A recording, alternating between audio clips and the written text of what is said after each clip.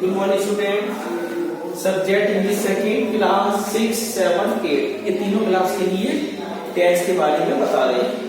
कल हमने आपको बताया था प्रेजेंट का हमारा फिनिश हो गया था। Present definite, present continuous, present perfect, present perfect continuous. अब हमारा टेंस और हमने पास्ट का भी समाप्त कर दिया था। Past indefinite, past continuous, past perfect, past perfect continuous. Next हमारा तीसरा टेंस है हमारा फ्यूचर इंडेफिनिट टेंस। इसकी आइडेंटिफिकेशन होती है क्रिया के अंत में, हिंदी वाक्यों में क्रिया के अंत में गा, गी, गे ये सब आते हैं। जैसे वह पढ़ेगा, वह खेलेगा, वह नाचेगा, वह मंदिर जाएगा, तो ये सब आना बहुत ही जरूरी होते हैं फ्यूचर इंडेफिनिट टेंस में। ये तो होगी इसकी पहचान, आइडेंटिफिकेशन। हिंदी वाक्यों में क्रिया के अंत में गा, गी, गे ये वर्ड निकलते हैं। और इस टेंस की सबसे बड़ी पहचान होती है टुमारो, आने वाला कल। टुमारो वर्ड से यह सेंटेंस, जो भी सेंटेंस होता है, ये शो करता है कि जो हमारा वाक्य है वो फ्यूचर इंडेफिनिट से संबंधित है। अब इसमें ये देखो स्ट्रक्चर, अब हम बताएंगे फ्यूचर इंडेफिनिट का स्ट्रक्चर, संरचना क्या है। What is the structure of the future indefinite tense. Subject, subject भी कई प्रकार के होते हैं, सिंगुलर सब्जेक्ट और प्लूरल सब्जेक्ट। इसमें भी फ्यूचर इंडेफिनिट टेंस में ये शर्त होती है आई और वी के साथ, आई और WEV के साथ सेल का प्रयोग करते हैं। बची हुई हमारे सब्जेक्ट जो हमारे अदर सब्जेक्ट्स होते हैं, जैसे ही, सी, इट, यू, दे और भी हमारे नाउन्स होते हैं, उनके साथ विल का प्रयोग किया जाता है। ये तो स्ट्रक्चर सब्जेक्ट प्लस विल या सेल। अकॉर्डिंग विल या सेल का प्रयोग कब करेंगे? When will do the use of will and shall. Will और सेल का प्रयोग कब करेंगे? अकॉर्डिंग टू सब्जेक्ट, सब्जेक्ट के अनुसार। If our subject is I and we, we use shall. यदि हमारा सब्जेक्ट आई और वी है तो सेल का प्रयोग करेंगे। एंड अदर सब्जेक्ट्स, हमारे दूसरे सब्जेक्ट्स है। If our subjects are others, दूसरे हैं, just like he, she, it, you, they, तो हम विल का प्रयोग करेंगे। जैसे सब्जेक्ट प्लस विल या सेल प्लस बी1। बी1 इस टेंस में क्रिया की फर्स्ट फॉर्म का प्रयोग किया जाता है, प्लस ऑब्जेक्ट, उसके बाद कर्म आता है। ये तो स्ट्रक्चर हो गया फ्यूचर इंडेफिनिट टेंस का। Example, it will rain tomorrow, कल वर्षा होगी, होगी। अब यहां पर ये देखा हिंदी वाक्यों में क्रिया के अंत में क्या निकल रहा? गी निकल रहा है। कल वर्षा होगी, टुमारो वर्ड भी आ गया है। जब टुमारो वर्ड शो कर रहा है इसमें, तो समझ जाओ कि हमारा फ्यूचर डेफिनेट टेंस में पहुंच चुके हैं। इट विल रेन टुमारो, कल वर्षा होगी। अब यहाँ पर देखो अवर सब्जेक्ट इज इट, यहाँ पर हमारा सब्जेक्ट इट है, तो हमने किसका प्रयोग किया? विल का। विल हेल्पिंग वर्ब का प्रयोग कर दिया। If our subject is it, we use will helping verb. यदि हमारा सब्जेक्ट इट है, उसी के अनुसार according to subject, according to subject उसी के अनुसार वी विल यूज विल, उसी के अनुसार हम विल का प्रयोग करेंगे। It will rain tomorrow. और टुमारो जो वर्ड है, जो समय सूचक वर्ड है हमारा, टाइम इंडिकेट कर रहा है, समय बता रहा है, टेल्स द टाइम, समय बता रहा है, तब हम इट विल रेन टुमारो, कल बारिश होगी, टुमारो वर्ड शो करने के लिए तो हम पहुंचेंगे फ्यूचर इंडेफिनिट टेंस में चले जाएंगे। अब स्ट्रक्चर नेगेटिव पर आते हैं, इसी का नेगेटिव बनाते हैं। स्ट्रक्चर क्या होता है? सब्जेक्ट प्लस विल या सेल। सब्जेक्ट के बाद हम विल और सेल का प्रयोग करेंगे, प्लस नॉट, उसके बाद नॉट लगाते हैं, प्लस बी1 मुख्य क्रिया की फर्स्ट फॉर्म आएगी, उसके बाद हमारा ऑब्जेक्ट आएगा। जैसे अकॉर्डिंग टू स्ट्रक्चर, स्ट्रक्चर के अनुसार हम इस सेंटेंस को क्रिएट करेंगे। सब्जेक्ट इट, विल या सेल, हमने विल का यूज किया because our subject is it, हमारा सब्जेक्ट इट है, इसलिए विल का प्रयोग कर रहे हैं। उसके बाद स्ट्रक्चर में नॉट आया है, नॉट का यूज किया हमने। उसके बाद बी बनाया है मुख्य क्रिया की थर्ड फॉर्म प्लस ऑब्जेक्ट। इसमें ऑब्जेक्ट नहीं है लेकिन इसमें दूसरा वर्ड समय बताने वाला शब्द है, टेल्स द टाइमिंग, टाइमिंग को शो करता है टुमारो। अब नेगेटिव क्या बन गया, it will not rain tomorrow, कल वर्षा नहीं होगी। ये हमारा नेगेटिव का स्ट्रक्चर हो गया। विल क्यों लगाया, अकॉर्डिंग टू सब्जेक्ट, सब्जेक्ट के अनुसार हमने विल का यूज किया है। अवर सब्जेक्ट इट, हमारा सब्जेक्ट क्या है it, we put will according to subject, उसी के अनुसार हमने विल का प्रयोग कर दिया। ये तो नेगेटिव संरचना होगी। अब आते हैं इंटेरोगेटिव। प्रश्न वाचक कैसे बनाते हैं देखो।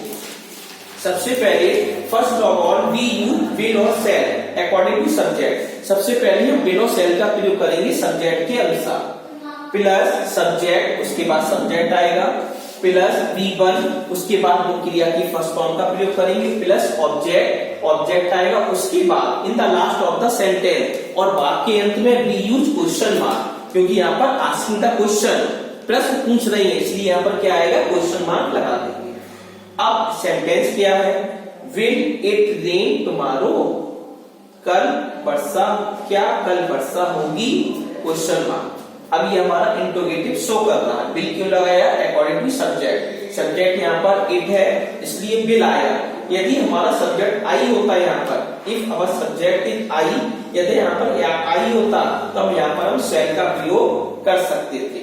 ये हमारा होगा फ्यूचर इंडेफिनिट टेंस। अब आते हैं हम फ्यूचर कंटिन्यूअस टेंस। दूसरा टेंस फ्यूचर का है फ्यूचर कंटिन्यूअस टेंस। अब यहाँ पर देखो कंटिन्यूअस वर्ड आ गया है। कंटिन्यूअस का मतलब होता है काम लगातार जारी रहना। अलग अलग टेंस में अलग अलग प्रयोग करते हैं, जैसे प्रेजेंट कंटिन्यूअस होता है, पास्ट कंटिन्यूअस होता है, उसी प्रकार हमारा फ्यूचर कंटिन्यूअस होता है। कंटिन्यूअस काम लगातार जारी रहना, इसमें क्या करते हैं, इसकी संरचना होती है आईएनजी फॉर्म से बनती है। चाहे प्रेजेंट कंटिन्यूअस शो करे तब भी हम क्रिया में आईएनजी लगाते हैं, चाहे पास्ट कंटिन्यूअस शो करे तब भी मुख्य क्रिया V1 में आईएनजी लगाते हैं, चाहे फ्यूचर कंटिन्यूअस शो करे तब भी मुख्य क्रिया में आईएनजी लगा देते हैं।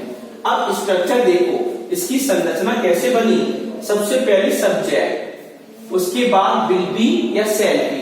अब विल बी और शैल बी किस कंडीशन में लगाते हैं, when will be use, will B और शैल बी किस प्रकार प्रयोग करते हैं, अकॉर्डिंग टू सब्जेक्ट, सब्जेक्ट के अनुसार। If our subject is I and we, यदि हमारा सब्जेक्ट आई और वी होता है, वी यूज शैल बी, तब हम उस कंडीशन में, in that condition we use shall be, उस कंडीशन में हम शैल बी का प्रयोग करते हैं। If our subject is he, she, it, you, they, यदि हमारी ये सब्जेक्ट होती है, in that condition we use will be, उस कंडीशन में विल बी का प्रयोग करते हैं।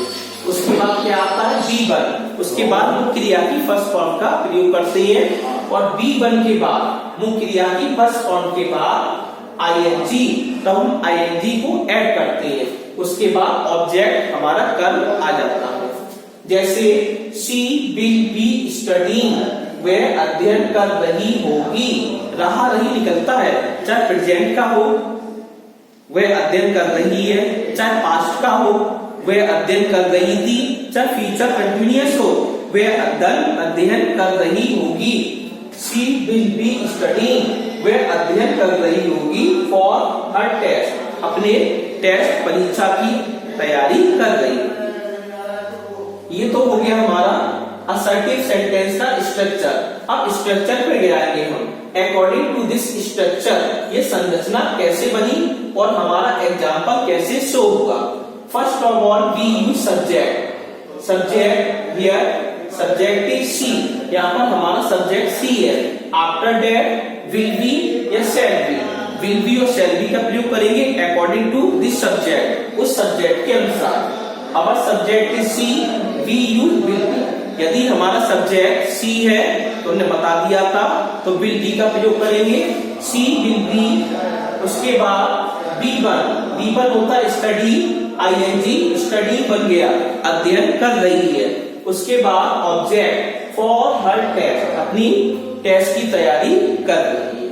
Negative structure subject plus will not be. अब नेगेटिव बनाने के लिए when we create negative sentence, जब नेगेटिव बनाती हैं तब क्या करते हैं, विल बी के बीच में नॉट का प्रयोग कर देते हैं।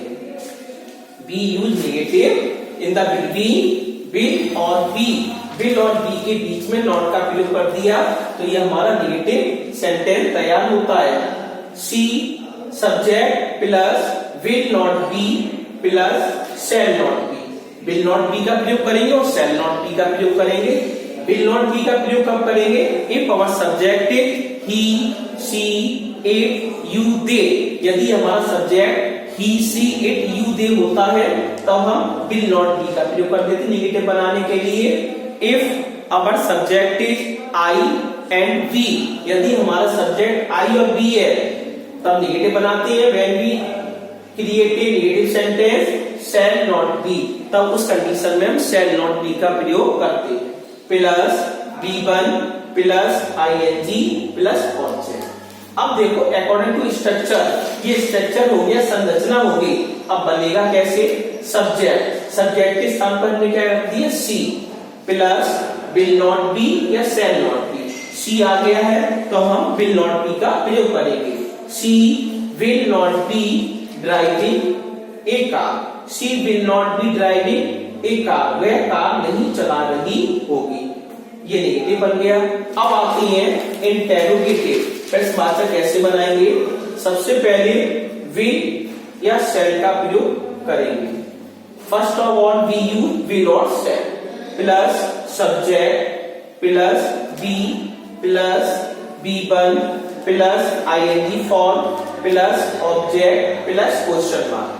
प्रश्नवाचक बनाने के लिए क्वेश्चन मार्क का आना बहुत ही कंपलसरी, अति आवश्यक होता है। जैसे will the gatekeeper closing the door, will the gatekeeper, क्या जो गेट कीपर है दरवाजे वाला है, क्लोजिंग द डोर दरवाजा बंद कर रहा होगा।